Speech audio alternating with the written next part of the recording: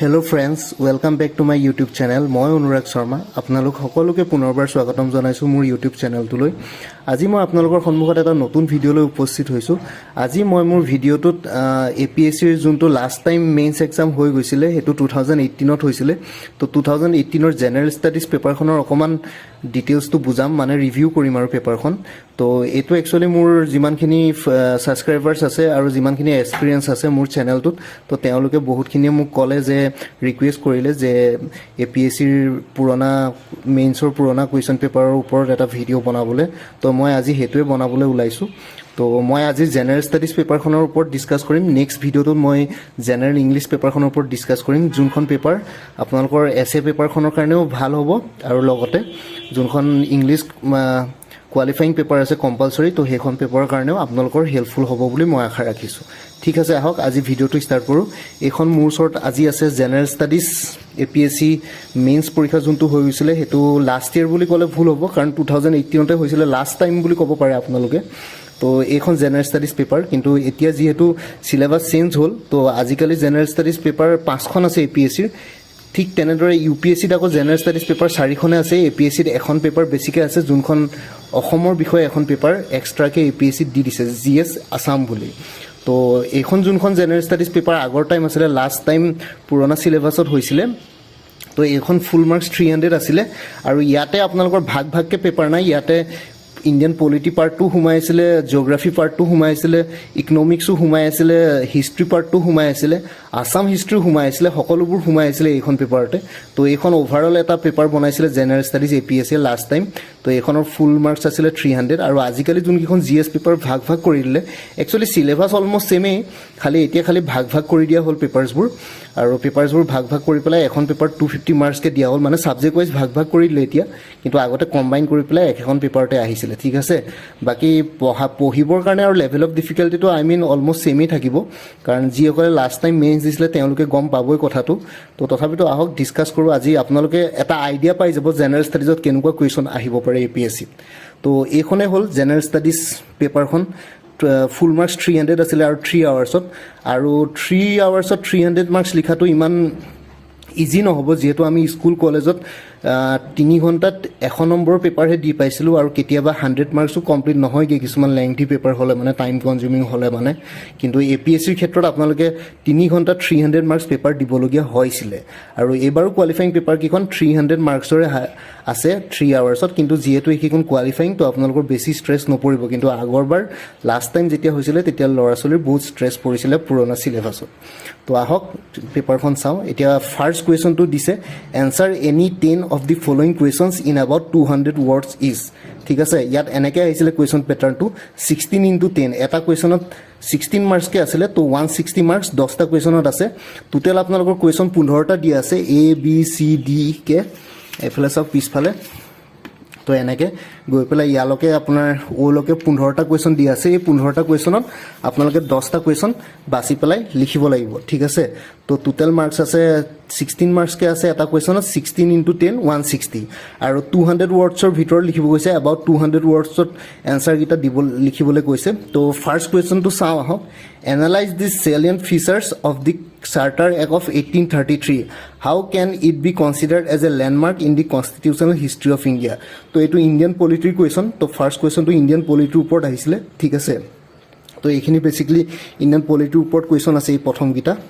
তথাপিতো নেক্সট পেজটো চাও আহক এইগিটাও ইন্ডিয়ান পলিটিৰ ওপৰত এটো আই থিংক অকমান জিওগ্ৰাফি টাইপৰ কুৱেশ্যন হয়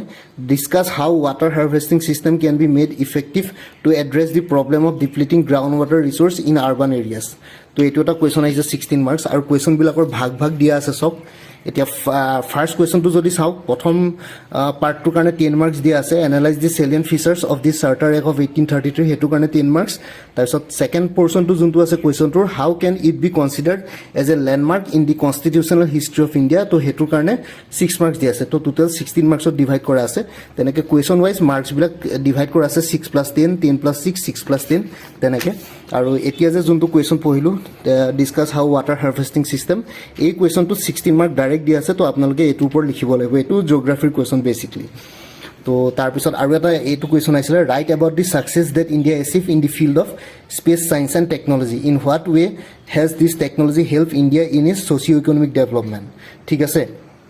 এইটো অকণমান বেচিকলি ছায়েন্সৰ কুৱেশ্যন আৰু লগতে ছ'চিঅ' ইকনমিক ডেভেলপমেণ্ট বুলি ক'লে মানে এইটো আপোনাৰ অলমষ্ট জিঅ'গ্ৰাফি পাৰ্টতে পৰি যায় ঠিক আছে নট অনলি জিঅ'গ্ৰাফি আপোনাৰ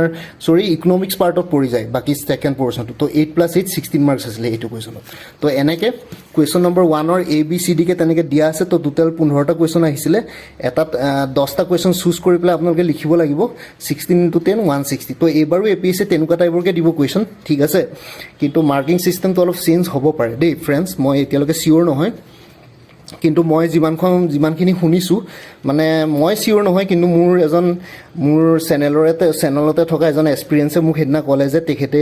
APSCৰ অফিচত ফোন কৰি সুধিছিল তো তেতিয়া তেওঁলোকে কৈছিল যে চেম্পল মেইনছৰ পেপাৰ ৱেবছাইটত সোনকালে দিয়া হ'ব তো তেতিয়ালৈকে আপোনালোকে গম পাই যাব তো মই যদি গম পাওঁ মই নিশ্চয়কৈ ভিডিঅ' এটা বনাই আপোনালোকক জনাম তাৰপৰা নেক্সট কুৱেশ্যনটোলৈ আহোঁ ছেকেণ্ড কুৱেশ্যনটোত আহিছে answer any 5 of the following questions in about 100 words is তো এনি 5 বুলি কৈছে ইয়াত 8টা কুৱেশ্যন টোটেল দি দিছিলে APSCয়ে টোটেল আপোনালোকে 5টা কুৱেশ্যন চুজ কৰি লিখিব লাগিব আৰু এবাউট 100 ৱৰ্ডছৰ কাৰণে ঠিক আছে এটা কুৱেশ্যনত আপোনাৰ 8 মাৰ্কছকৈ আছে 8 মাৰ্কছৰ কুৱেশ্যনত 100 ৱৰ্ডছ বাকী আগতে যিটো 16 মাৰ্কছ কুৱেশ্যন আছিলে সেইটোত 200 ৱৰ্ডছ ঠিক আছে তো ইয়াৰ আধা হৈ যাব আৰু মাৰ্কছটো আধা হৈ যাব তো 8 × 5 40 মাৰ্কছ আছে তো টোটেল 200 মাৰ্কছ হ'লেই তাতে তো প্ৰথম কুৱেশ্যনটো চাওঁ আহক এইটো history question describe the achievements of the Gupta period in the fields of science art and architecture ঠিক আছে তো এইটো কুৱেশ্যন আহিছে নেক্সট কুৱেশ্যনটো আহিছিলে what are the major constraints of drain of wealth from India during the colonial rule তো এইটো এটা ইণ্ডিয়ান ফ্ৰীডম ষ্ট্ৰাগলৰ কুৱেশ্যন হয় ঠিক আছে তো 8 মাৰ্কছকৈ আছে এইকেইটা কুৱেশ্যনত তো টোটেল 8টা কুৱেশ্যন দিছিলে তো তাৰ ভিতৰত আপোনালোকে 5টা চুজ কৰি লিখিব লাগিছিলে এইটো লাষ্ট টাইমৰ পেপাৰ হয় তো নেক্সট থাৰ্ড কুৱেশ্যনটোলৈ আহক answer any 8 of the following questions in about 50 words is তো আপোনালোকে ইয়াৰ পৰা 8টা কুৱেশ্যন চুজ কৰি লিখিব লাগিব 50 ৱৰ্ডছ মেক্সিমাম 50 ৱৰ্ডছ ইউজ কৰিব আৰু 8টা কুৱেশ্যনত 5 মাৰ্কে থাকিব 40 মাৰ্কছ ঠিক আছে তো ইয়াত 8 × 5 40 মাৰ্কছ থাকিব তো এনি 8 কুৱেশ্যন লিখিব লাগিব 8টা কুৱেশ্যন লিখিব লাগিব এইবাৰ চুজ কৰি আৰু 8টাত 5 মাৰ্কছকৈ থাকিব 40 মাৰ্কছ তো ইয়াত টোটেল 12টা কুৱেশ্যন দিয়া আছে তো কুৱেশ্যনটো এনেই চাওঁ আহক what is the phenomenon call cloud blast তো এইটো এটা কুৱেশ্যন আহিছে এইটো জিঅ'গ্ৰাফিৰ কুৱেশ্যন তাৰপিছত ইয়াতে এটা কুৱেশ্যন আহিছে what is the main objective of Atal Amrit Abhiyan scheme তো এইটো এটা গভৰ্ণমেণ্ট স্কিম হয় চেণ্ট্ৰেল গভৰ্ণমেণ্টৰ তো এই স্কিমটোৰ বিষয়ে আহিছে 5 মাৰ্কছ আছে তো এনেকুৱা টাইপৰ কুৱেশ্যন আহে পেপাৰখন এইখনে চাওক মই আকৌ ভিডিঅ'টো চেজ কৰি লাষ্টত পেপাৰখন আৰু এবাৰ দেখুৱাই দিম তো এইকেইটাই টোটেল 12টা কুৱেশ্যন দিছিলে 12টাৰ ভিতৰত আপোনালোকে 8টা চুজ কৰি পেলাই লিখিব লাগে about 50 ৱৰ্ডছত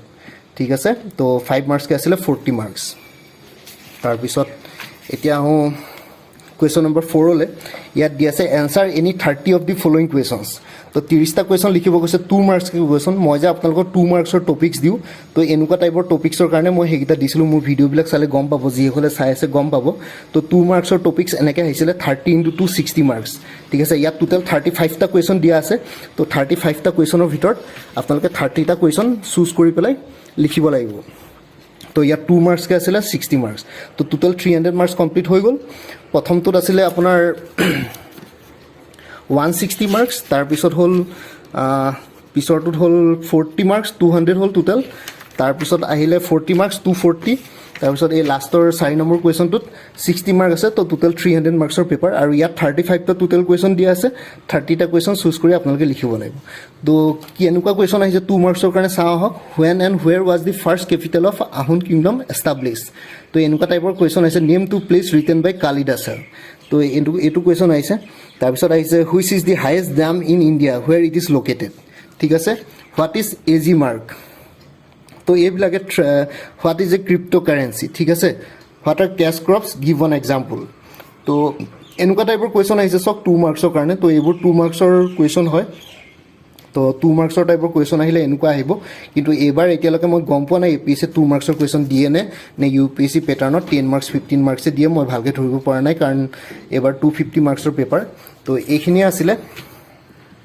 what is blue revolution তো এইটো 2 মাৰ্কছ ডিফাইন অজন ডিপ্লেশ্যন তো এইটো 2 মাৰ্কছৰ তো এনেকুৱা টাইপৰ কুৱেশ্যন আহিছিলে বেচিকলি ফ্ৰেণ্ডছ তো GSৰ পেপাৰখন এইখনে আছিলে লাষ্ট টাইম APSC হৈ গৈছিলে 2018ত তো এইখনে GS ৰ পেপাৰ হয় লাষ্ট টাইমৰ তথাপিতো কুৱেশ্যন পেপাৰখন আৰু এবাৰ প্ৰথম পৰা দেখাই দিছোঁ এইখন চক এইটো ফাৰ্ষ্ট পেজ তাৰপৰা এইটো ছেকেণ্ড পেজৰ কুৱেশ্যন এইটো থাৰ্ড পেজ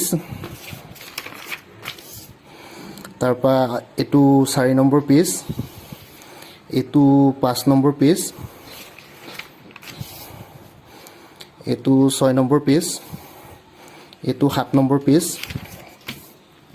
আৰু এইটো 8 নম্বৰ পেজ ঠিক আছে তো এইখনে আছিল বেসিক্যালি কুৱেশ্যন পেপাৰখন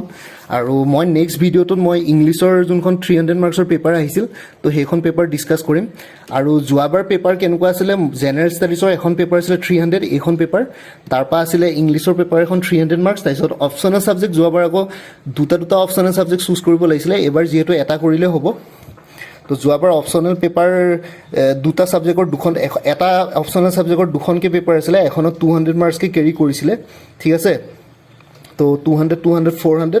আকৌ আৰু নেক্সট অপচনেলখনত আকৌ 200 400 তো টোটাল 800 মাৰ্কছৰ অপচনেল পেপাৰ আছিল তো হেতু আছিল বেসিক্যালি প্যাটাৰ্নটো লাষ্ট টাইমৰ আৰু বাকি এবাৰ অলপ চেঞ্জ হৈছে এবাৰ জিএছৰ পেপাৰে 5খন আছে এসএ পেপাৰ আছে তো কোৱালিফাইং পেপাৰ্স আছে তো তেনেকৈ অলপ চেঞ্জ হৈ গ'ল তো এতিয়া যদি এপিএসসি ৱেবছাইটত দিয়ে তেতিয়াহ'লে আপোনালোকে গম পাব এবাৰ প্যাটাৰ্নটো কেনেকুৱা হ'ব পাৰে কুৱেশ্যনৰ আৰু লগতে কাইলৈ বা নেক্সট যেতিয়া ভিডিঅ' বনাম তেতিয়া মই আপোনাৰ জেনাৰেল ইংলিছ লাষ্ট টাইমৰ 2018ৰ পেপাৰখন ডিসকাস কৰিম তো ঠিক আছে ফ্ৰেণ্ডছ আজিৰ ভিডিঅ'টো মই ইমানতে সমাপ্ত কৰিলোঁ আৰু ভিডিঅ'টো সমাপ্ত কৰাৰ আগতে এটা মই ৰিকুৱেষ্ট কৰিব বিচাৰিছোঁ যিসকলে মোৰ চেনেলটো ছাবস্ক্ৰাইব কৰা নাই ছাবস্ক্ৰাইব কৰি ল'ব বাকি কমেণ্ট ছেকশ্যনত কিবা ডাউট থাকিলে জনাব কিবা কুৱেশ্যন থাকিলেও সুধিব আৰু মোৰ যদি কিবা ভুল হৈছে প্লিজ ক্ষমা কৰি দিব আৰু শুধৰাই দিব আপোনালোকৰ ছাজেশ্যনছ আৰু বিৰাটেই দৰকাৰ তো আগলৈ মই এনেকুৱা ভিডিঅ' বনাই গৈ থাকিম আৰু আপোনালোকৰ যিমানখিনি ফ্ৰেণ্ডছ আৰু এক্সপিৰিয়েঞ্চ আছে মোৰ চেনেলটো শ্বেয়াৰ কৰিব ঠিক আছে ফ্ৰেণ্ডছ আজিলৈ ইমানতে আপোনালোক সকলোৰ পৰা বিদায় লৈছোঁ বাই এণ্ড টেক কেয়াৰ